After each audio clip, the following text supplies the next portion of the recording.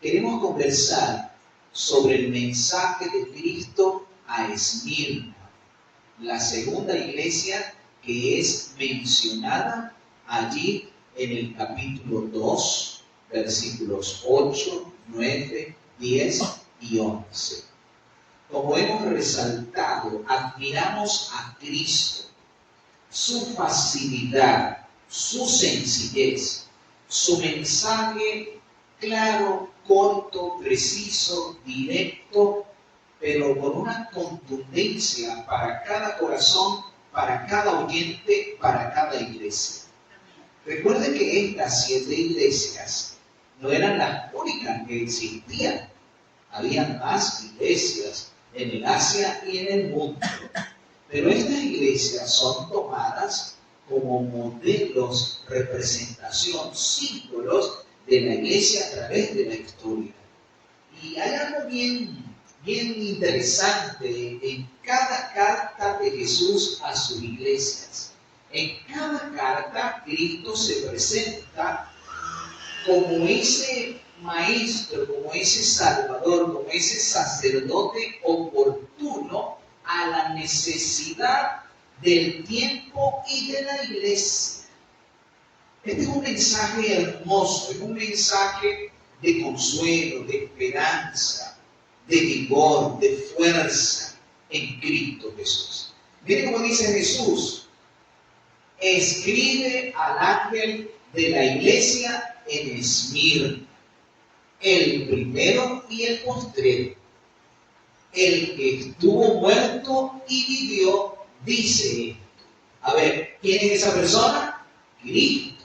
Amén. Y no hay ninguna duda, Cristo es el primero, el postrero, el alfa y la omega, el principio y el fin. No hay nada antes de Él ni después de Él, el eterno Jesucristo. Además, también el Señor nos dice: el que estuvo muerto, pero vivió. Mis hermanos, mis amigos, nosotros creemos en un Cristo resucitado. Amén. No en un Cristo muerto, en un Cristo vivo. Cuando Cristo resucitó, Él dijo: yo soy la resurrección y la vida. El que cree en mí, aunque esté muerto, vivirá. Así que, mis amados, nosotros creemos en un Cristo vivo, que vive y reina por siempre y para siempre. Cuando las mujeres fueron a visitar la tumba de Jesús aquel domingo de mañana, el ángel les dijo: ¿por qué ustedes buscan entre los muertos al que está vivo? No está aquí, ha resucitado. Si nosotros queremos ir a visitar la tumba de Jesús, ¿cómo la vamos a conseguir? Vacía, porque Cristo resucitó. Alabado sea su nombre por siempre. Adoramos, amamos y servimos a un Cristo vivo. Amén. Luego Jesús sigue diciendo: yo conozco tus obras, tu tribulación y tu pobreza, aunque eres rico, y la blasfemia de los que dicen ser judíos y no lo son, sino son sinagoga de Satanás. Mis queridos hermanos, en esta porción, en este segundo verso, que es el versículo 9 de Apocalipsis 2, el Señor identifica, reconoce a la iglesia, conoce sus problemas, sus necesidades, sus grandes luchas y sufrimientos. El Señor nos conoce en detalle. El Señor nunca se olvida de nosotros, nos conoce hasta el más mínimo detalle. El Evangelio dice que el Señor tiene contados hasta los cabellos de nuestra cabeza. El Señor aquí nos dice que Él conoce a Esmirna, una iglesia que pasa por tribulación, por sufrimiento. Además, es una iglesia que es pobre en los bienes de este mundo, pero para Dios es rica, porque es rica en fe, es rica en confianza en Jesucristo. Amén. Qué maravilloso, mis queridos hermanos, la iglesia de Esmirna, la inspiración, la fe, la esperanza, la seguridad que Cristo le da. Ahora, vean ustedes, hay algo aquí que resalta la palabra: y la blasfemia de los que dicen ser judíos y no lo son. Como la profecía es simbólica, indudablemente que aquí se está refiriendo a aquellas personas que pretenden ser cristianos pero que no son cristianos. Tienen nombre de cristianos pero no viven como cristianos. Aquí dice, de hecho, el apóstol Pablo dice en el libro de Romanos, el capítulo 2, versículo 28-29, que no es judío por ser circunciso o por ser descendiente de un judío, sino que para Dios lo que vale es la circuncisión del corazón, la sinceridad del corazón, lo que se vive en la experiencia espiritual, cada uno que profesa creer en Cristo. De hecho, la condición tal de estas personas que pretendían ser cristianos, pero no lo eran, era tal que Cristo dijo que no eran, sino que eran sinagoga de Satanás. O sea, que una vida que no se centra en Cristo, una vida que no vive la verdad de Cristo, está sirviendo realmente a quién? A Satán, a sus fines, a sus propósitos. Cada fiel creyente en Cristo debe mantenerse leal a Jesús en todo tiempo y en toda circunstancia, aun en las cosas más adversas y difíciles. Luego en el versículo 10, este es un versículo quizás bastante conocido, un versículo muy inspirador como toda la palabra, dice el Señor a su iglesia, y dice, por supuesto, a su iglesia a través de toda la historia. Dice a su iglesia que sufre persecución en la actualidad. Dice a sus hijos que están pasando por tribulación. Le dice esta maravillosa promesa. En primer lugar, le dice, no temas en nada lo que vas a padecer. ¿Saben que esta es una expresión que se repite con frecuencia en la palabra? No temas. El miedo es terrible, mis hermanos. El miedo es tan terrible que hay personas inclusive que pueden morir de miedo. El miedo produce un efecto tan grande en el cuerpo que inclusive puede paralizar el corazón. Ha habido terremotos o desastres naturales donde algunas personas han muerto más bien de miedo que por los efectos del sismo. Hay personas que han sido víctimas de atracos, de secuestro, y han sido afectadas más por el miedo que por el daño que los delincuentes pudieron haberle hecho a la persona. El miedo es terrible. Por eso el verdadero cristiano no teme, el verdadero cristiano confía en Cristo. No temas en nada lo que vas a padecer. En el libro de Isaías, en el capítulo 41, verso 10, el Señor nos da esta maravillosa promesa. No temas, yo soy tu Dios que estoy contigo. Siempre te ayudaré y siempre te sustentaré con la diestra de mi justicia. Yo soy Jehová que te sostiene de tu mano derecha. Debemos estar los creyentes en Cristo atemorizados, asustados, llenos de miedo. Cristo nos dice a través de su mensaje en Mirna, Cristo le habla a cada uno de sus creyentes en la actualidad, no temas. La iglesia en Esmirna fue una iglesia perseguida, una iglesia tribulada, o una iglesia sufrida, pero Cristo le dice, no temas en nada lo que vas a padecer. El diablo echará a algunos de vosotros en la cárcel y tendréis tribulación por 10 días. Seréis probados, pero sed fiel hasta la muerte, que yo te daré la corona de la vida. Queridos, el Señor invita a su iglesia a una fidelidad. ¿Hasta qué tiempo? Hasta la muerte, hasta el final, hasta la última respiración. Nada debe impedir ni menoscabar nuestra total lealtad y consagración a Jesucristo. Nuestra consagración a Jesucristo debe ser indivisa. Nuestra entrega debe ser total. Nuestro corazón debe entregarse por completo a la voluntad de nuestro Señor Jesucristo. Policarpo, un discípulo de Juan, un anciano de la iglesia de Esmirna, un fiel de Cristo. Quiero decirles que en Esmirna era una ciudad donde eran tan idólatras que inclusive se destacaron por rendir culto al César. al emperador. Así que los cristianos sufrían mucha persecución allí en Esmirna, porque la mayoría de la gente en esa ciudad era idólatra, era tan idólatra que adoraban inclusive al emperador romano. Policarpo fue buscado, así como muchos cristianos que fueron perseguidos. Recuerden que los cristianos no ofrecían sahumerio, ni perfume, ni incienso a ningún ídolo, a ninguna estatua, a ninguna imagen. Y por esta razón eran perseguidos porque se los consideraba traidores. Pero Policarpo, que era anciano de la iglesia de Esmirna, fue buscado.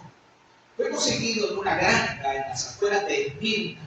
Cuando los funcionarios romanos llegaron donde estaba Policarpo, Policarpo los recibió con mucha alegría, con mucha paz, con mucha tranquilidad. Inclusive los invitó a pasar y los invitó a comer. Y después les dijo a estos soldados que por favor le dieran una hora para orar. Así que Policarpo se retiró a un lugar a orar y estuvo orando durante una hora. Luego regresó con paz, con alegría, con seguridad en su corazón, y Policarpo fue llevado al lugar del Coliseo, a ese lugar principal de la ciudad de Esmirna, para ser quemado. Y cuando llegó allí, al estadio, al lugar donde estaba la gente concentrada, el cónsul le dijo: retráctate, renuncia a la fe en ese Jesús de Nazaret y salva tu vida, porque de otra manera morirás quemado. Policarpo le dijo al cónsul: si en 86 años de mi vida Cristo nunca me ha fallado, Cristo nunca me ha hecho nada malo, ¿cómo voy yo a renegar de mi fe en Cristo? ¿Cómo voy yo a negar mi lealtad a mi Rey Jesucristo? Si eres tonto, vas a ser quemado.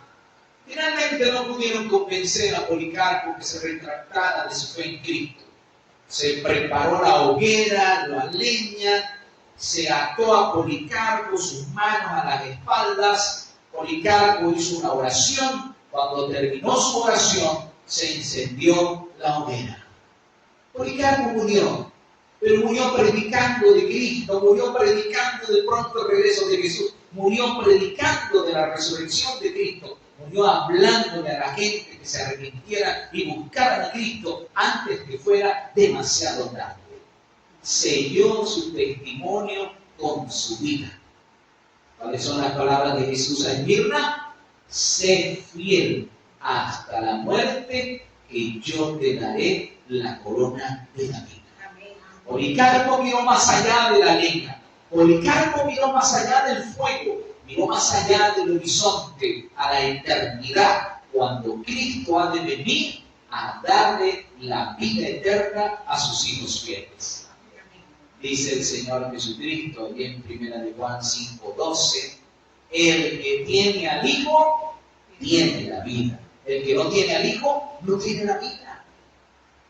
En San Juan 11:25 el Señor dice: yo soy la resurrección y la vida. El que cree en mí, aunque esté muerto, vivirá. Amén. Y el que vive y cree en mí, aunque muriere, no morirá para siempre, porque yo le resucitaré. Amén. Mis queridos hermanos, mis amigos, esta es una de las maravillosas promesas. De hecho, Cristo se presenta como el primero y el postrero. Se presenta como el que estuvo muerto pero vivió. O sea, hay garantía de resurrección. No debemos temer en permanecer fieles a Cristo hasta la última consecuencia. Porque de Cristo recibiremos ¿qué cosa? La vida eterna. Amén.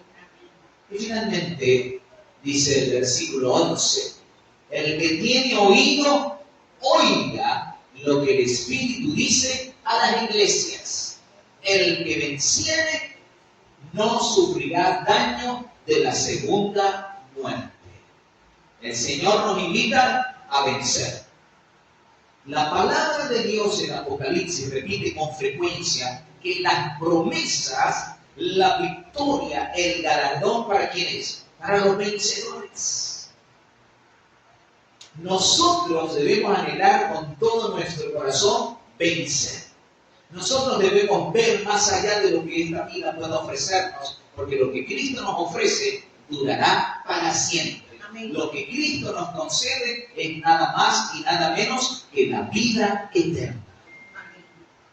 El pastor Billy Graham, en el último sermón que tuvo en el año 1999, él contó la experiencia de una jovencita de 17 años llamada Casey. Casey fue asesinada en esa matanza que hubo allí en un colegio en la ciudad de Columbia, en el estado del Colorado, en ese año. Aquellos jóvenes llegaron con ametralladoras y fusiles disparando a mansalva a los jóvenes, a los estudiantes y a los profesores. Cuando uno de ellos llegó donde estaba Casey, al grupo allí donde estaba ella, uno de ellos preguntó: ¿quién de ustedes cree en Dios? Casey se puso de pie y dijo: yo creo en Dios, en Jesucristo, mi Salvador. Y el joven, sin mediar palabras, disparó a mansalva, quitándole la vida a aquella joven. No le dio miedo testificar por Cristo, a pesar que estaba amenazada de muerte. 2 días después de su entierro, su hermano consiguió unas hojas que ella había escrito, unas notas. Y en esas notas Casey había escrito: me he dado cuenta que lo más importante y lo mejor en la vida es haber entregado mi vida a Jesucristo. Lo que este mundo ofrece no se compara con lo que el Salvador del mundo ha preparado para mí y para todos los que creemos en Él. Mis queridos, la palabra de Dios, o Jesucristo hablando a su iglesia, dice: el que tiene oído para oír, oiga lo que el Espíritu dice a la iglesia. El que venciere no sufrirá daño de la segunda muerte. Mis queridos, el Señor Jesucristo viene pronto. El apóstol Pablo describe que ese será un momento glorioso, maravilloso, formidable, porque el Señor mismo, con voz de mando, con voz de arcángel, descenderá del cielo con trompeta de Dios, y los muertos en Cristo resucitarán primero. Amén. Si la muerte llegara a quitarnos de este mundo, pregunto: ¿estamos dispuestos nosotros a ser fieles a Cristo hasta el final? Hasta las últimas consecuencias, hasta la muerte. ¿Así lo queremos? Amén. Que Dios nos bendiga, nos ayude a permanecer fieles. Porque la palabra dice que el que venciere no sufrirá daño de la segunda muerte. Vivirá para siempre por el poder y la gracia de Jesús. Que el Señor te afiance en esta gloriosa esperanza.